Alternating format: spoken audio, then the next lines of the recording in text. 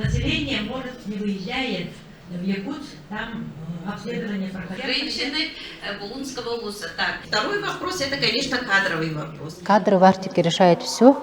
Ну и в этом году у нас в начале этого года, уже к началу учебного года, имеется достаточно большое количество вакансий учителей среди арктических и северных районов.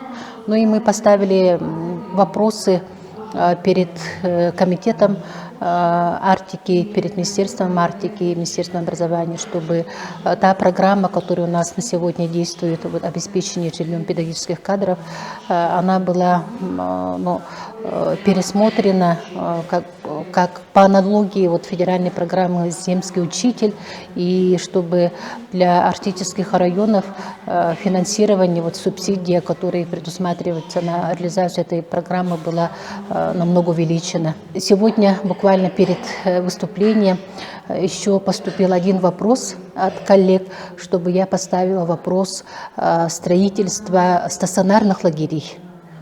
Всех детей мы вывести не можем, поэтому хотелось бы, чтобы в каждом арктическом районе были свои стационарные лагеря.